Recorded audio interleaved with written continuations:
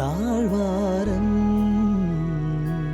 ഹൃദയരാഗം നീട്ടിടും നീ സ്നേഹകൂടാരം.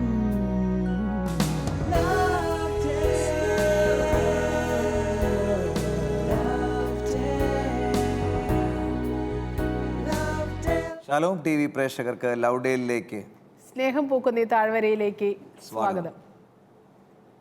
ഇന്നത്തെ കാലഘട്ടത്തിൽ ഫ്രാൻസിസ് മാർപ്പാപ്പ നമുക്കേറെ സ്നേഹത്തോടെ സമ്മാനിച്ച അപ്പസ്തോലിക ആഹ്വാനമാണ് സ്നേഹത്തിൻ്റെ സന്തോഷം.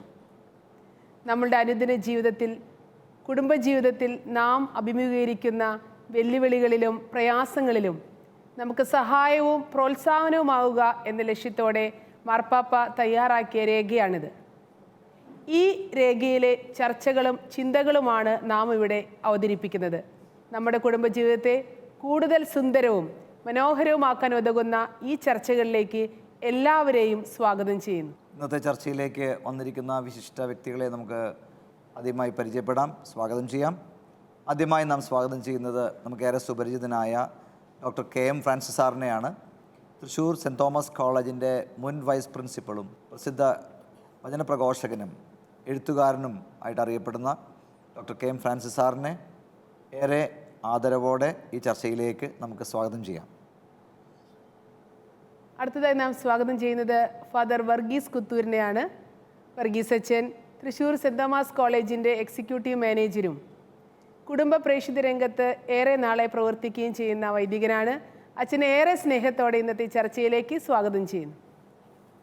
അടുത്തതായി നാം സ്വാഗതം ചെയ്യുന്നത് sister Neema Grace, Holy Family സന്യാസ സമൂഹത്തിലെ അംഗമാണ്.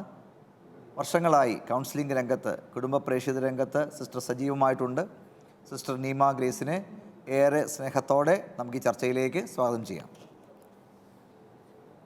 നമുക്കിന്നറിയാം, സന്യാസം ഏറെ വെല്ലുവിളികൾ നേരിടുന്ന ഒരു കാലഘട്ടത്തിലാണ് നാം ഇന്ന് ജീവിക്കുക. സന്യാസ ജീവിതം ഒക്കെ ഏറെ വിമർശന വിധേയമാകുന്നു നമ്മുടെ കുടുംബങ്ങളിൽ പോലും.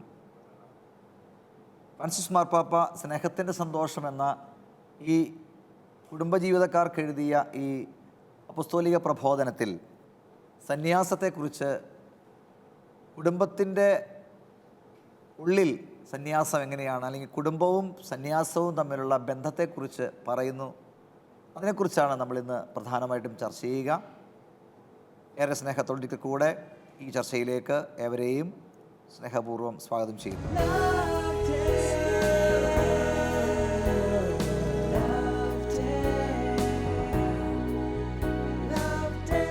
വിവാഹവും കന്യകാത്വം എന്ന ടോപ്പിക്കിൽ, എന്ന വിഷയവുമായി ബന്ധപ്പെട്ട് ഫ്രാൻസിസ് മാർപ്പാപ്പ നമ്മോട് ഇന്ന് ഈ വിഷയം പങ്കുവയ്ക്കുമ്പോൾ എന്താണ് വിവാഹവും സന്യാസവും തമ്മിലുള്ള ബന്ധം? പരിശുദ്ധ പിതാവ് വിവാഹത്തിൻ്റെ അവിഭാജ്യ ഭാഗമായിട്ടാണ് സന്യാസത്തെ കാണുന്നത്. എനിക്ക് അതൊരു ഇന്ത്യക്കാരനാണെന്നുള്ള നിലയിൽ അത് 100% സ്വീകരിക്കാൻ എന്നെ പ്രാപ്തനാക്കുകയാണ്. കാരണം അതാണ് എൻ്റെ ഇന്ത്യക്കാരനാണെന്നുള്ള എൻ്റെ പ്രത്യേകതയായിരിക്കും അത്. കാരണം ഇന്ത്യയിൽ സന്യാസിയെ കുടുംബത്തിൻ്റെ അകത്താണ് പ്രതിഷ്ഠിച്ചിരിക്കുന്നത്, സന്യാസത്തെ. ഇതൊരു മനോഹരമായ കാഴ്ചപ്പാട് നമ്മുടെ പൗരാണികർ കണ്ടെത്തിയിട്ടുള്ളതാണ്. അതിന് ഒരു പ്രധാനപ്പെട്ട കാരണമുണ്ട്. കാരണം ഇതിൽ ഫ്രാൻസിസ് മാർപ്പാപ്പ പറയുന്നത്, വിവാഹം സ്നേഹത്തിൻ്റെ ചരിത്രപരമായ അടയാളമാണെങ്കിൽ കന്യകാത്വവും സന്യാസവും എല്ലാം ദൈവസ്നേഹത്തിൻ്റെ യുഗാന്ത്യപരമായ അടയാളമാണ്. ഇത് രണ്ടും പരസ്പര വിരുദ്ധമല്ല, ഒന്നിനേക്കാൾ മെച്ചമല്ല, അത് രണ്ടും പരസ്പര പൂരകമാണ്. അപ്പോൾ അതിൻ്റെ അർത്ഥം നമ്മൾ കുറച്ചും കൂടി കൃത്യമായിട്ട് തിരിച്ചറിയണം. കാരണം നമ്മൾ സ്വയം ചിന്തിച്ച് നോക്കുക, നമുക്ക് ഇപ്പോൾ നമ്മൾ ആരിൽ നിന്ന് സന്തോഷം കിട്ടുമെന്നാണ് പ്രതീക്ഷിച്ചിരിക്കുന്നത്. യഥാർത്ഥത്തിൽ ആരിൽ നിന്നാണ് സന്തോഷം നമുക്ക് ലഭിക്കുക? ഇപ്പം നമ്മുടെ സന്തോഷം എന്ന് പറയുന്നത് ഭക്ഷണം വേണം, വസ്ത്രം വേണം, കാറ് വേണം, വീട് വേണം, ബാങ്ക് ബാലൻസ് വേണം, നല്ല സുന്ദരിയായിട്ടുള്ളൊരു ഭാര്യ വേണം, കുട്ടികൾ വേണം, അവർ നല്ല മിടുക്കന്മാരാവണം. ഇതിലൊക്കെ സന്തോഷം കിട്ടുന്നതാണ് നമ്മുടെ ഒരു ചിന്തയുള്ളത്. പക്ഷെ ബൈബിള് അതൊക്കെ ആയാൽ പൂർണ്ണമായി. കാരണം വിവാഹം തന്നെ മനുഷ്യ ജീവിതത്തിൻ്റെ പൂർണ്ണതയാണെന്നാണ് മനുഷ്യന്മാർ പറയുന്നത്. പക്ഷെ ബൈബിളിന് വേറൊരു കാര്യം യേശുവിന് പറയാനുണ്ടായിരുന്നു. എന്താണ്? നിൻ്റെ പൂർണ്ണത അടങ്ങിയിരിക്കുന്ന നിൻ്റെ സന്തോഷം നിനക്ക് കിട്ടണമെങ്കിൽ ദൈവത്തിൻ്റെ സ്നേഹം അനുഭവിക്കാൻ പറ്റിയാലാണ് നിനക്ക് എന്തുള്ളൂ? സന്തോഷമുള്ളൂ. അതുകൊണ്ട് നീ ലോകത്തിൽ എല്ലാം ഉള്ളവനാണെങ്കിലും ഒന്നുമില്ലാത്തവനെ പോലെയാണ് ജീവിക്കേണ്ടത്. അപ്പോൾ കർത്താവിൻ്റെ ഈ വചനത്തെ ഓരോരുത്തർ ദുർവ്യാഖ്യാനിക്കുന്ന കണ്ടിട്ട് സങ്കടം തോന്നിയിട്ടുണ്ട്. കാരണം കർത്താവ് പറയുന്നുണ്ട്, നീ നിനക്കുള്ളതെല്ലാം ഉപേക്ഷിച്ച് എന്നെ അനുഗമിക്കുക, നീ മറ്റുള്ളവർക്ക് കൊടുത്ത. അപ്പോൾ ഇവിടെ ഈ എങ്ങനെയാണ് ഈ ദൈവസ്നേഹം തന്നെ കിട്ടുക? നമുക്ക് അമ്മ തരുന്നു, അപ്പൻ തരുന്നു, ചേട്ടൻ തരുന്നു, സഹോദരൻ തരുന്നു, അധ്യാപകർ തരുന്നു, വൈദികർ തരുന്നു, എല്ലാവരും തരുന്നു. നമ്മുടെ ഏറ്റവും സന്തോഷം എനിക്ക് കല്യാണം കഴിഞ്ഞപ്പോഴുണ്ടായത് അച്ഛൻ. എൻ്റെ ഭാര്യ തന്ന സ്നേഹം എന്ന് പറഞ്ഞാൽ ഭയങ്കര ക്ലൈമാക്സ് ആണ്. അതുപോലെ വേറെ ആർക്കും പറ്റിയിട്ടില്ല അത്രയ്ക്കെത്താൻ. അതിനപ്പുറത്തൊരു സ്നേഹമുണ്ട്, അത് ദൈവസ്നേഹമാണെന്നാണ് ഈ പറയുന്നത്. അത് ഞാൻ എന്ത് ചെയ്യണം? എൻ്റെ ജീവിതത്തിൽ ഭാര്യയുടെ സ്നേഹം ക്ലൈമാക്സിൽ കിട്ടുമ്പോൾ അപ്പോൾ ദൈവത്തിൻ്റെ സ്നേഹം എന്ത് ചെയ്യണം? നമ്മൾ മറന്നു പോവാണ്.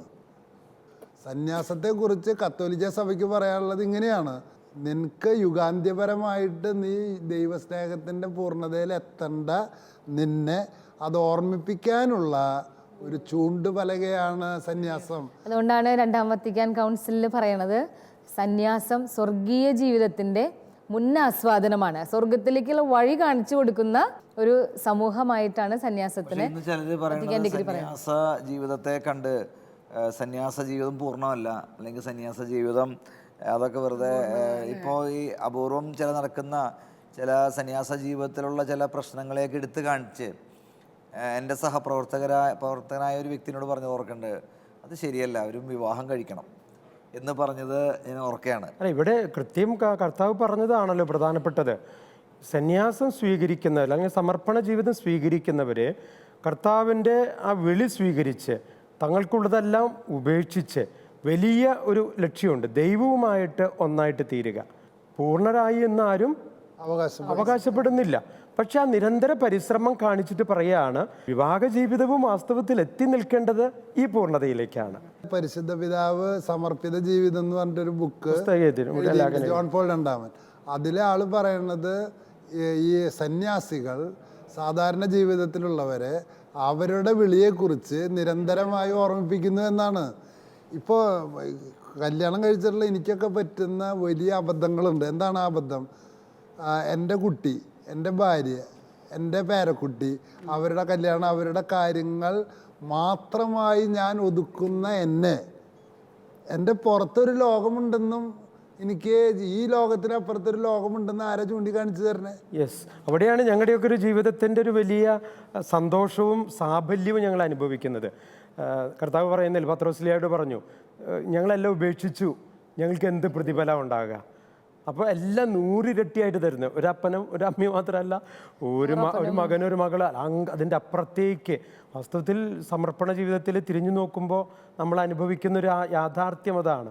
അവിവാഹിതരായ പലരും തങ്ങളുടെ കുടുംബത്തോട് മാത്രമല്ല സമർപ്പിതരായിരിക്കുന്നത്, പിന്നെയോ മിക്കപ്പോഴും അവർ തങ്ങളുടെ സുഹൃത്ത് സമൂഹത്തിലും സഭാ സമൂഹത്തിലും പ്രൊഫഷണൽ ജീവിതത്തിലും വലിയ സേവനം കാഴ്ചവെക്കുന്നുണ്ട്. ചില സന്യാസ ജീവിതമൊക്കെ കാണുമ്പോൾ നമുക്ക് തോന്നും, ദൈവമേ ഇത്രമാത്രമൊക്കെ ചിലപ്പോഴും മിക്കവാറും നമുക്ക് അത്ഭുതം തോന്നുന്ന സമർപ്പണം നടത്തുന്ന ആളുകളെ നമുക്ക് കാണാൻ പറ്റും. അല്ല, അത് ഈ അങ്ങനെ കാണണമെങ്കിൽ ചരിത്രം മൊത്തം പരിശോധിച്ചാലാണ് നമുക്ക് ഈ മഹത്വം മനസ്സിലാവുള്ളൂ.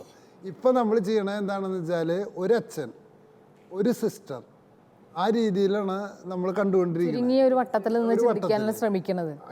ചരിത്രപരമായിട്ട് എന്താണ് സന്യാസികൾ ചെയ്തിട്ടുള്ളത്, ആ ഒരു കാഴ്ചപ്പാടിലല്ലാതെ ഒറ്റയ്ക്ക് ഒരാളെ കാണുകയാണെങ്കിൽ ആ സംവിധാനത്തെ തന്നെ നമ്മൾ എതിർക്കുമെന്ന്. ഇവിടെ ഞാൻ പണ്ട് ഒരു വൈദിക വൃത്തി ഉപേക്ഷിച്ച് പോയപ്പോൾ ഒരു ദേശീയ പത്രത്തിൽ വന്ന വാർത്ത, ഇത് 70 വർഷം മുൻപ് വന്ന ഒരു വാർത്തയാണ്. അതൊരു വൈദികൻ തന്നെയാണ് എനിക്ക് പറഞ്ഞു തന്നത്. ആ വൈദികന് ഇപ്പം 80 വയസ്സായി. ആൾ പറയാണ്, ആയിരങ്ങളുടെ അപ്പൻ ചുരുക്കം ചിലരുടെ അപ്പനായി ചുരുങ്ങിയിരിക്കുന്നു. അതാണ് വിവാഹത്തിൻ്റെ വാർത്ത കൊടുത്തിട്ടുള്ളത്. അപ്പം എന്ന് പറഞ്ഞാൽ അങ്ങനെയും കാഴ്ചപ്പാടുള്ള ആളുകളുണ്ടെന്ന് ഞാൻ വിശ്വസിക്കുന്നൊരു കാര്യമുണ്ടേ. എത്രയോ പേര് അവരുടെ പേഴ്സണലായിട്ടുള്ള കാര്യം കോൺഫിഡൻഷ്യലോടുകൂടെ നമ്മളടുത്ത് വന്ന് പറയാൻ. അതിൻ്റെ കാരണം എന്താ?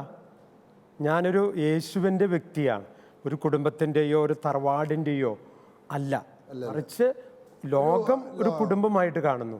അപ്പോൾ ആ വ്യക്തിയോട് തുറന്നു പറയാനായിട്ടുള്ള ഒരു ആത്മവിശ്വാസം ഉണ്ടാകുക, അതൊരു പ്രധാനപ്പെട്ട ഘടകമാണ്. നമ്മളും അങ്ങനെയുള്ള വ്യക്തികളെ സ്വീകരിക്കുന്നതും അങ്ങനെ തന്നെയാണ്. ആ വ്യക്തിയുടെ പ്രശ്നം എൻ്റെ ഒരു മകൻ്റെ പ്രശ്നമോ എൻ്റെ ഒരു മകളുടെ പ്രശ്നമായിട്ട് ഞാൻ കാണാനായിട്ട് നമ്മൾ അവരെ സ്വന്തമായി കാണുമെന്നുള്ള വലിയ പ്രതീക്ഷയോട് കൂടിയാണ് അവർ നമ്മുടെ അടുത്ത് സമീപിക്കുന്നത്. ഒരു പ്രശ്നം കൈകാര്യം ചെയ്യുമ്പോൾ അത് എൻ്റെ സ്വന്തം മോളുടെ ഒരു കാര്യം ആയിട്ട്, അല്ലെങ്കിൽ നമ്മളെ പലപ്പോഴും അവർ നമ്മളെ കുടുംബത്തിലെ ഒരു ഭാഗമായിട്ട് തന്നെ കാണാൻ അവർ ആഗ്രഹിക്കുന്നുണ്ട്. അങ്ങനെ ഒരു ഇടവകയിലെ അല്ലെങ്കിൽ ഒരു രൂപതയിലെ ആളുകൾ മുഴുവൻ ചിന്തിക്കുന്ന ഒരു ഫീലാണ് എനിക്കൊക്കെ കിട്ടുന്നത്. അതായത് സിസ്റ്ററിനോട് പറഞ്ഞാൽ മതി ആ കാര്യങ്ങൾക്ക് എന്തെങ്കിലും ഒരു തീരുമാനം, അല്ലെങ്കിൽ അത് സിസ്റ്റർ നമുക്ക് വേണ്ടി പ്രാർത്ഥിക്കും. ഇപ്പം ഏറ്റവും ബേസിക്കലി ആയിട്ട് സന്യാസം ഉദ്ദേശിക്കുന്നത് ലോകത്തിൻ്റെ വീഴ്ചകൾക്ക് വേണ്ടി പ്രാർത്ഥിക്കുക, ഒപ്പം പരിഹാരം ചെയ്യുക. ഏറ്റവും പ്രഥമവും പ്രധാനവുമായി നമ്മളെ ഏൽപ്പിച്ചിരിക്കുന്ന ഡ്യൂട്ടി അതാണ്. അതിൻ്റെ ഒപ്പം അവരുടെ കൂടെ സഞ്ചരിച്ച് അവരെ താങ്ങി മുന്നോട്ട് കൊണ്ടുപോകാൻ സഹായിക്കുക എന്നുള്ളതാണ്. അപ്പം അത് കൃത്യമായിട്ടും ഇത്രയും വിശാലമായ ഒരു തരത്തിലും ചെയ്യാൻ സന്യാസത്തിന് മാത്രമേ പറ്റുള്ളൂ. കുടുംബജീവിതക്കാർക്ക് പലർക്കും ഇത് ചെയ്യണമെന്ന് ആഗ്രഹം ഉണ്ടെങ്കിൽ അവർ പറയാറുണ്ട്, ആഗ്രഹമുണ്ട്, പക്ഷെ നമ്മുടെ സാഹചര്യത്തിൻ്റെ ഉള്ളിൽ കൂടെ മുഴുവൻ ചെയ്യാൻ പറ്റുന്നില്ല എന്ന് പറയാറുണ്ട്. അത് പറ്റില്ല. ഇപ്പോൾ എന്നോട് ചിലർ ചോദിക്കാറുണ്ട്, ഈ അച്ഛന്മാരെ എന്തിനാണ് പിതാവെന്ന് വിളിക്കണത്? ഈ പ്രത്യേകിച്ച് ചില വിഭാഗക്കാർ എന്നോട് ചോദിക്കും, അവരെ നിങ്ങൾ പിതാവേ, കാരണം കർത്താവ് തന്നെ ഒരു സ്ഥലത്ത് പറഞ്ഞിട്ടുണ്ട് മറ്റാരെയും വിളിക്കരുത്. അപ്പം ഞാൻ അവരോട് പറയാം, അതിന് കൃത്യമായിട്ടുള്ള ഇതുണ്ട്. ഞാൻ അദ്ദേഹത്തെ കളിയാക്കാണ് ചെയ്തത്. അന്നാ താൻ പോയിട്ട് തൻ്റെ മോനോട് പറഞ്ഞോളോ, നാളെ മുതൽ എന്നെ അപ്പാന്ന് വിളിക്കരുത്, സഹോദരാന്ന് വിളിച്ചോളോ എന്ന് പറഞ്ഞു. അപ്പോൾ ആൾ ഇൻസൾട്ടഡായി, കാരണം അയാൾ അപ്പനല്ലേ. അപ്പം ഞാൻ പറഞ്ഞു, അപ്പ എന്ന് വിളിക്കാൻ പാടില്ല എന്ന് കർത്താവ് പറഞ്ഞിട്ടുണ്ടെങ്കിൽ അത് അച്ഛന്മാർക്ക് മാത്രം ബാധകമല്ല, ബാധകമാണ് എന്ന് പറഞ്ഞു. പക്ഷെ അതിൻ്റെ വ്യാഖ്യാനം അതല്ല സഹോദര എന്ന് തിരിച്ചു പറഞ്ഞു കൊടുത്തു. കാരണം ഞാൻ അദ്ദേഹത്തോട് പറഞ്ഞു, ഞാൻ എൻ്റെ കുട്ടികളെ ജനിപ്പിക്കുന്നു, ആ കുട്ടികളെ ആത്മീയതയുടെ പൂർണ്ണതയിലെത്താൻ എന്നെ സഹായിക്കുന്നത് ഈ അച്ഛനും സിസ്റ്ററാണ്. അങ്ങനെ അവർ, ഞാനും അച്ഛനും ബിഷപ്പും മാർപ്പാപ്പയും ഒക്കെ പങ്കുചേരുന്നത് നമ്മുടെ പിതൃത്വത്തിന് കാരണഭൂതനായ, സകലരുടെയും പിതൃത്വത്തിന് കാരണഭൂതനായ സ്വർഗസ്ഥനായ പിതാവിൻ്റെ മുമ്പിൽ ഞാനിതാ മുട്ടുകൾ കുത്തുന്നു. പൗലോസ്ലിയുടെ വാക്കണത്. എന്ത് മനോഹരാണെന്നറിയാം. പൗലോസ്ലിയ പറയണേ, ഞാൻ നിന്റെ ആത്മീയ പിതാവല്ലയോ. തിമോത്തിയോസിന് എഴുതിയ ലേഖനത്തിൽ അവനെ ഞാൻ കാരാഗ്രഹത്തിൽ വെച്ച് ജനിപ്പിച്ചതാണ്. കന്യാത്വവും വിവാഹവും തമ്മിലുള്ള ബന്ധത്തെക്കുറിച്ചാണ് നമ്മൾ ചർച്ചയുടെ ആദ്യ ഭാഗങ്ങളിൽ നമ്മൾ ചിന്തിച്ചത്. സന്യാസത്തിൻ്റെ പ്രാധാന്യത്തെക്കുറിച്ച് പാപ്പ ഇതിൽ പറയുന്നത് നമ്മൾ ശ്രദ്ധിച്ചു. ഇതുമായി ബന്ധപ്പെട്ട ഒരു ക്ലിപ്പിങ്ങിലേക്ക് ഏവരെയും ശ്രദ്ധ ക്ഷണിക്കുന്നു. നമുക്ക് മോണിറ്ററിലേക്ക് ശ്രദ്ധിക്കാം. സ്നേഹത്തിൽ അടിസ്ഥാനമിട്ട വിശുദ്ധിയിലേക്കുള്ള നമ്മുടെ ഏവരുടെയും പ്രയാണത്തിൽ തുല്യ പ്രാധാന്യം അർഹിക്കുന്ന രണ്ട് ജീവിത വഴികളാണ്. ഒന്ന് വിവാഹ ജീവിതം, രണ്ട് സമർപ്പിത ജീവിതം. ദൈവവും മനുഷ്യനും തമ്മിൽ വൃദ്ധത്രയ ഉടമ്പടിയാൽ ഒന്നാകുന്ന ജീവിതമാണ് സമർപ്പിത ജീവിതത്തിലൂടെ സാധ്യതമാകുന്നത്. എന്നാൽ സ്ത്രീയും പുരുഷനും ദൈവത്തോട് ചേർന്ന് നിന്ന് എടുക്കുന്ന ദാമ്പത്യ ഉടമ്പടിയാണ് വിവാഹ ജീവിതം. സ്ത്രീയും പുരുഷനും ഒരുമിച്ച് ജീവിക്കുവാൻ സമൂഹം അനുവദിക്കുന്ന അംഗീകാരമാണ് വിവാഹം. ഇതിലൂടെ ഭാര്യ ഭർത്താവിൻ്റെയും ഭർത്താവ് ഭാര്യയുടെയും കാര്യങ്ങളിൽ ഏറെ തൽപരരായി വിഭജിതമായ ഹൃദയത്തോടുകൂടി ലൗകിക കാര്യങ്ങളിൽ കൂടുതൽ ശ്രദ്ധിക്കുന്നു എന്ന് വിശുദ്ധ പൗലോസ്ലീഹ റോമാക്കാർക്ക് എഴുതിയ ലേഖനം 1-ാം ലേഖനത്തിൽ അദ്ധ്യായം 7 34-ാം വാക്യത്തിൽ പ്രതിപാദിക്കുന്നുണ്ട്. ഇതേ ഭാഗത്ത് തന്നെ അവിവാഹിതയായ ഒരു കന്യക കർത്താവിൻ്റെ കാര്യത്തിൽ മാത്രം ശ്രദ്ധാലുവായിക്കൊണ്ട് വിഭജിതമല്ലാത്ത ഹൃദയത്തോടുകൂടി വ്യാപരിക്കുന്ന ഘടകങ്ങളും പ്രതിപാദിക്കുന്നു. ഇതിനാൽ തന്നെ വിവാഹ ജീവിതവും സമർപ്പിത ജീവിതവും ഏറെ പ്രാധാന്യം അർഹിക്കുന്ന രണ്ട് ജീവിത അവസ്ഥകളാണെന്ന് തിരുവചനം തന്നെ സാക്ഷ്യപ്പെടുത്തുന്നു. നമ്മുടെ കൊച്ചുനാളുകളിൽ, നമ്മുടെ കണക്ക് പഠിക്കുന്ന സമയങ്ങളിലെല്ലാം ക്ലാസ്സുകളിൽ നാം വരച്ചു പഠിക്കുന്ന ഒരു പടമുണ്ട്, ഒരു ത്രികോണത്തിൻ്റെ പടം. ത്രികോണത്തിൻ്റെ പൂർണ്ണത എന്ന് പറയുന്നത് അതിലെ അറ്റങ്ങളുടെ ഒന്നിപ്പ് അല്ലെങ്കിൽ മൂലകളുടെ ഒന്നിപ്പ് ആണ്. സ്നേഹത്തിൻ്റെ മാനങ്ങൾ ത്രികോണത്തിൻ്റെ വീക്ഷണകോണിലൂടെ കണ്ട സ്റ്റേൺസ്ബർഗ് എന്ന മനഃശാസ്ത്രജ്ഞൻ the triangular theory of love, ത്രികോണത്തിലെ സ്നേഹത്തിൻ്റെ സിദ്ധാന്തം വിരചിക്കുകയുണ്ടായി. ഈ സിദ്ധാന്തപ്രകാരം സ്നേഹത്തിൻ്റെ ത്രികോണത്തിന് 3 അറ്റങ്ങളാണ് കൂട്ടി യോജിപ്പിക്കപ്പെട്ടിരിക്കുന്നത്. ഇതിനെ 3 സുപ്രധാന ഘടകങ്ങൾ എന്നാണ് ഇദ്ദേഹം വിളിക്കുന്നത്. ഏതാണ് ഈ 3 ഘടകങ്ങൾ? 1. ഇൻറ്റിമസി, ആഴമായ ആത്മബന്ധത്തിൻ്റെ 2 അറ്റങ്ങളുടെ ഒന്നിപ്പ്. അതാണ് 1ാമത്തെ മൂല. ത്രികോണത്തിൻ്റെ 2ാമത്തെ മൂല എന്ന് പറയുന്നത് പൂർണ്ണമായ സമർപ്പണം, കമ്മിറ്റ്മെൻറ്റ്. 3ാമത്തെ അറ്റങ്ങളുടെ ഒന്നിപ്പ്, അതായത് 3ാമത്തെ മൂല എന്ന് പറയുന്നത് പാഷൻ, അതിയായ താല്പര്യം.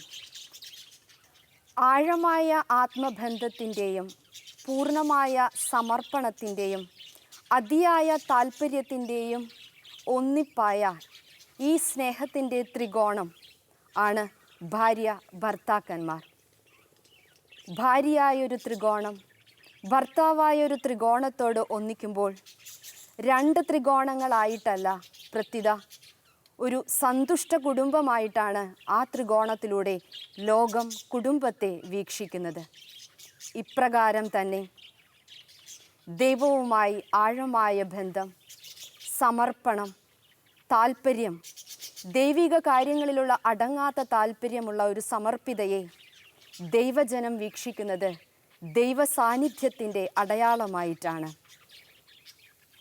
ശാരീരിക മാനസിക വിശുദ്ധിയാണ് ഈ 2 ജീവിത അന്തസ്സുകളുടെയും ഏറ്റവും പ്രഥമമായ ശക്തിയും സ്രോതസ്സും. എന്താണ് ഈ വിശുദ്ധി? നിന്റെ ഇഷ്ടം എൻ്റേതും എൻ്റെ ഇഷ്ടം നിൻ്റേതും. ഇതാണ് വിവാഹത്തിലൂടെ ഭാര്യ ഭർത്താക്കന്മാർ പങ്കുവയ്ക്കുന്നത്. എന്നാൽ ദൈവത്തിൻ്റെ ഇഷ്ടം സ്വന്തമാക്കാൻ ആഗ്രഹിക്കുന്നവരാണ് സന്യസ്തർ. ഇത് രണ്ടും അനുസരണത്തിൻ്റെ മുഖമുദ്രകൾ. സാധാരണയായിട്ട് സ്വന്തം മക്കൾക്ക് വേണ്ടി ആരോഗ്യവും അധ്വാനവും ജീവിതവും തൻ്റെ ചെലവാക്കുന്ന പണം മുഴുവൻ അവർക്ക് വേണ്ടി മാത്രം വിനിയോഗിക്കാൻ ഏറ്റവും അധികം ഉത്സാഹം കാണിക്കുന്നവരാണ് എപ്പോഴും മാതാപിതാക്കൾ. എന്നാൽ ജീവനും ജീവിതവും ആത്മീയ മക്കൾക്ക് വേണ്ടി ചിലവഴിക്കുന്നവരാണ് സമർപ്പിതർ. ഇത്തരത്തിൽ തൻ്റെ ജീവനും ജീവിതവും ആത്മീയ മക്കളുടെ വളർച്ചയ്ക്കായി ചിലവഴിച്ച ഒട്ടനവധി സമർപ്പിതരെ നമുക്ക് പരിചയമുണ്ട്.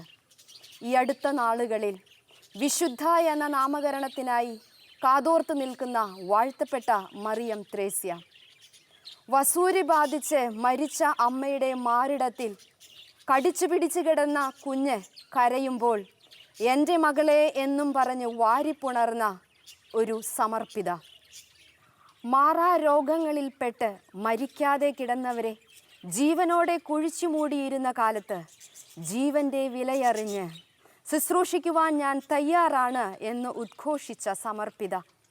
ഇത്തരത്തിലുള്ള അനേകം സമർപ്പിതരെ നമുക്ക് പരിചയമുണ്ട്. അഗതികളുടെയും പാവങ്ങളുടെയും അമ്മയായി മാറിയ മദർ തെരേസ, സമർപ്പിതയായതിനാൽ മാത്രം മരിക്കേണ്ടി വന്ന യമനിലെ സമർപ്പിതർ. ഇങ്ങനെ ജീവനും ജീവിതവും ആത്മീയ മക്കളുടെ ജനനത്തിനും ജന്മത്തിനുമായി കൊടുക്കേണ്ടി വന്നവരാണ്, ജീവിച്ചു തീർക്കേണ്ടി വന്നവരാണ് സമർപ്പിതർ. സ്വന്തം മക്കൾ രോഗാവസ്ഥയിൽ കിടക്കുമ്പോൾ ഉറക്കമൊഴിച്ച് കാത്തിരുന്ന് അവരെ ശുശ്രൂഷിക്കുന്ന പരിപാലിക്കുന്ന മാതാപിതാക്കളെ നമുക്ക് നല്ല പരിചയമുണ്ട്. ആത്മീയ മക്കളെ പാപത്തിൻ്റെ ചെളിക്കുണ്ടിൽ നിന്നും കരയേറ്റാൻ രാത്രികൾ ജാഗരിച്ച് പ്രാർത്ഥനയോടെ കണ്ണുനീരോടെ ദൈവതിരുമുൻപിൽ കരങ്ങൾ ഉയർത്തുന്നവരാണ് സമർപ്പിതർ. എന്നും ഉയർത്തേണ്ടവരാണ് സമർപ്പിതർ. വരും തലമുറയെ പണിയുന്നവരാണ് മാതാപിതാക്കൾ. ആത്മീയ തലമുറയെ പടുത്തുയർത്തുന്നവരാണ് സമർപ്പിതർ.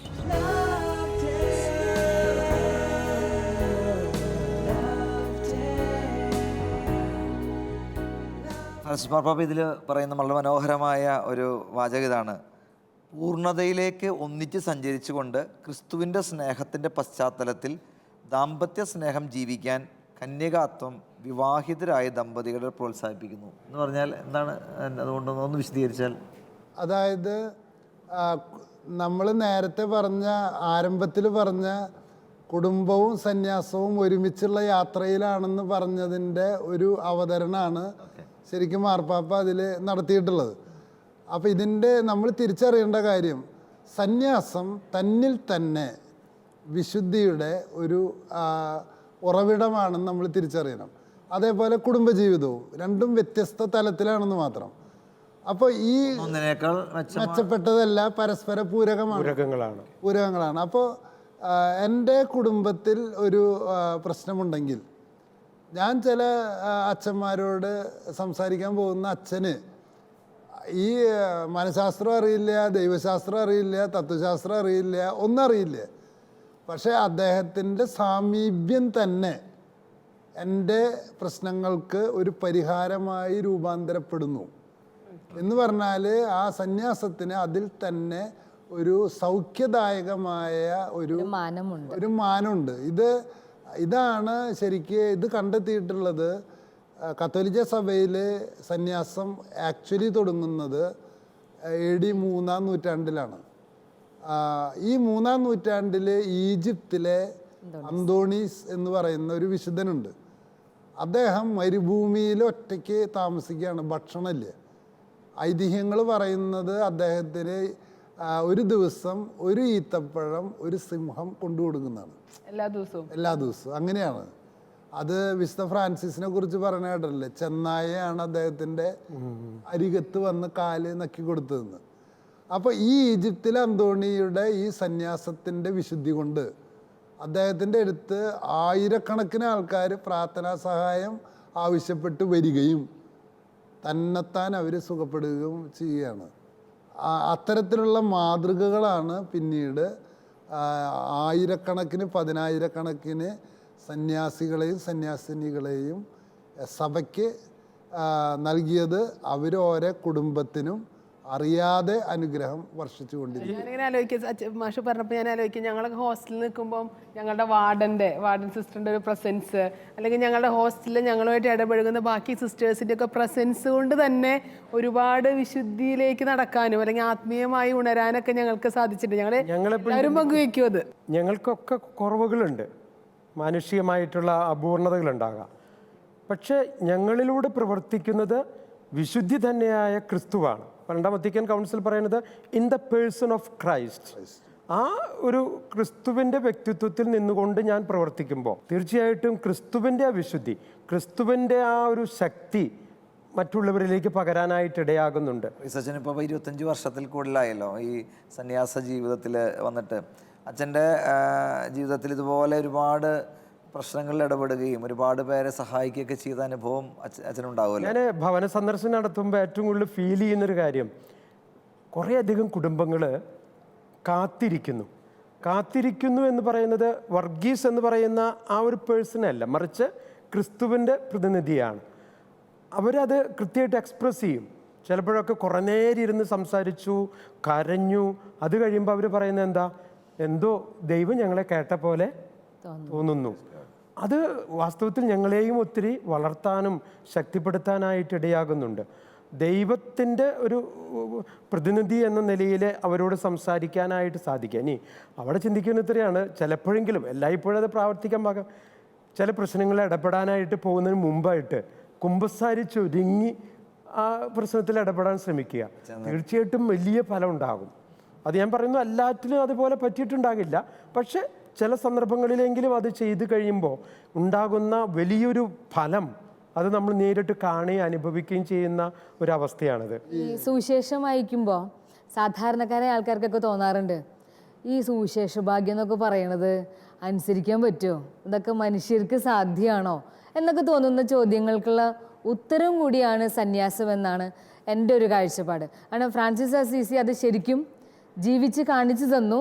തുടർന്ന് പിന്തുടർച്ചാവകാശികളും അത് സാധ്യമാണ്, ഒരു മനുഷ്യന് അസാധ്യമായതല്ല, ദൈവാനുഗ്രഹം കൂടെ ഉണ്ടെങ്കിൽ ഇതൊക്കെ ജീവിക്കാൻ എന്നാണ് സന്യാസം കുടുംബങ്ങളെ കാണിച്ചത്. അപ്പോൾ കുടുംബങ്ങൾ അനുഭവിക്കുന്ന കുറേ കഷ്ടപ്പാടുകളുണ്ടല്ലോ, ആ കഷ്ടപ്പാടുകൾ കടന്നു പോകുമ്പോൾ അവർ ഭയങ്കരമായിട്ട് മടുക്കുമ്പോൾ അവർ പ്രതീക്ഷയോടുകൂടി നോക്കുന്നത് ഇതിനെയൊക്കെ അതിജീവിച്ച് മുന്നേറുന്ന ഒരു കൂട്ടം ആൾക്കാർ വളരെ സന്തോഷമായിട്ട് ദൈവത്തിലേക്ക് സഞ്ചരിച്ചുകൊണ്ടിരിക്കുന്ന ഒരു കാഴ്ചയുണ്ടല്ലോ, അത് കുടുംബങ്ങളെ വളരെയധികം ശക്തിപ്പെടുത്തുന്നതായിട്ട് എനിക്ക് അനുഭവപ്പെട്ടിട്ടുണ്ട്.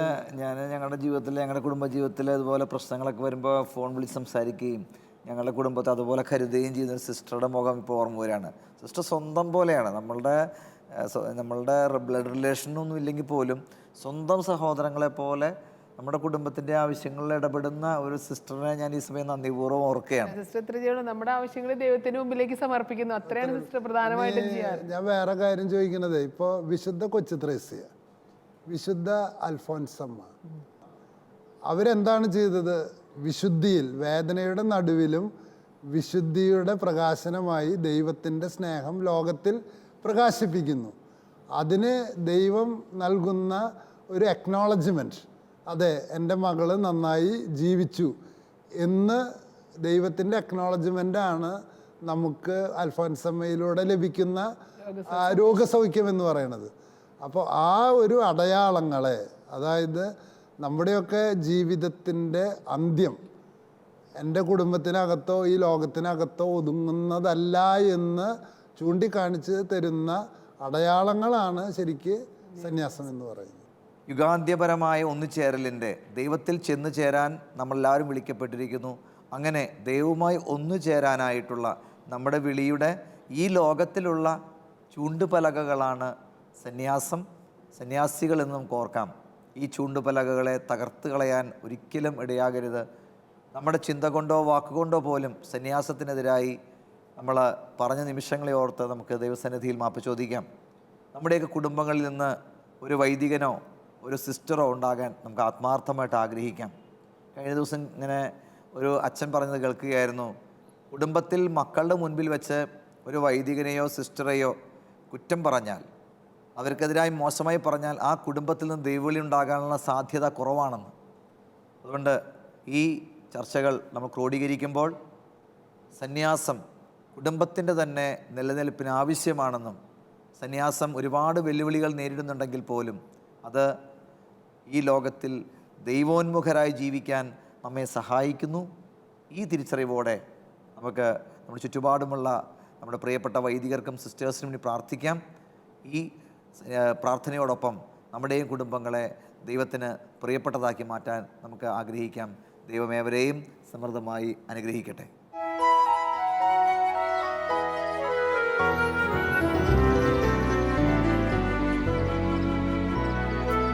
പുലരി മഞ്ഞിൽ മുങ്ങി നിൽക്കും സ്നേഹതാഴ്വാരം, ഹൃദയരാഗം നീട്ടിടും നീ സ്നേഹകൂടാരം.